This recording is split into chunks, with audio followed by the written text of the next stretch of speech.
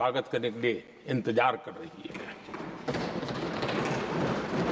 आदरणीय सभापति जी, जिस प्रकार से दुनिया में हमारे युवा प्रोफेशनल्स की मांग बढ़ रही है, इवन केयर गिवर्स की मांग बढ़ रही है, हर कोई मिलता है हमें इस प्रकार के लोग चाहिए। इस प्रकार कुछ लोग तो अपना स्पेशल ऑफिस यहाँ बना रहे हैं रिक्रूट करने के लिए, योग्य टैलेंट की खोज के लिए। इसका मतलब हुआ कि भारत के प्रोफेशनल्स के लिए भी विश्व में बहुत बड़े अवसर बन रहे हैं। आदरणीय सभापति जी, ये संसद का उच्च सदन ये एक प्रकार से राज्यों का प्रतिनिधित्व करता है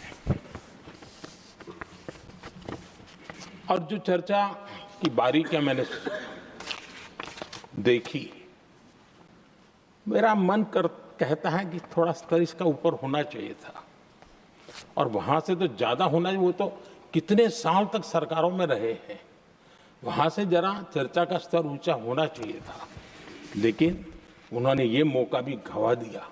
देश उन पर कैसे भरोसा कर सकता है। आदरणीय सभापति जी, मैं कल एक माननीय सदस्य को सुन रहा था। यूं तो वो अपने आप को राजा कहलाने में बहुत गर्व करते हैं, लेकिन वे आर्थिक असमानता की चर्चा कर रहे थे। बताइए, जो खुद को राजा माने और वो आर्थिक असमानता की बात करे, तो आपको लगता है कि क्या यही देखने के बाकी रह गए थे क्या? आदरणीय सभापति जी, हमारे टीएमसी के साथियों ने काफी कुछ कहा। जरा खुद तो अपने गरेबा में देखें। निर्मम सरकार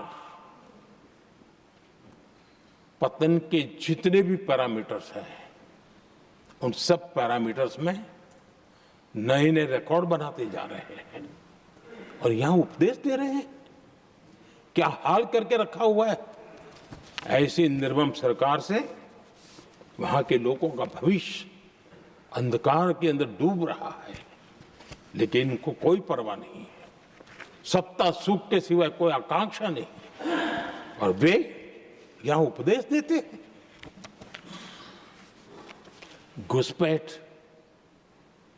दुनिया का समृद्ध से समृद्ध देश भी अपने यहां गैर कानूनी नागरिकों को बाहर निकाल रहा है।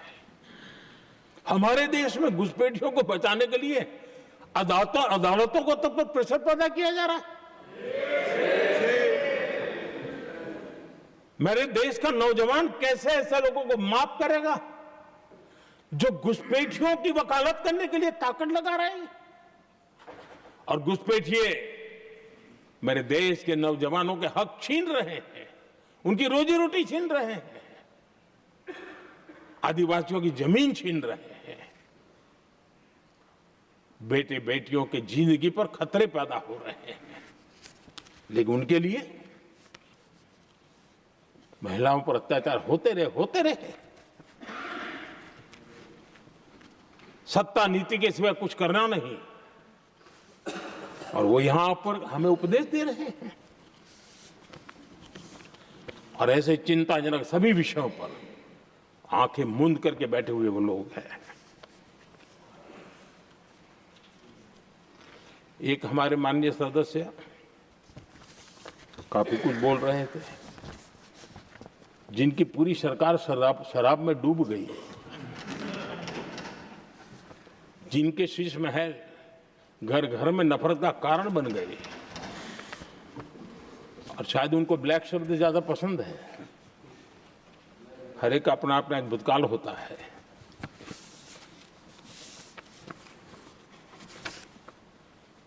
पता नहीं ब्लैक के साथ उनका क्या पुराना रिश्ता है। आदरणीय सभापति जी,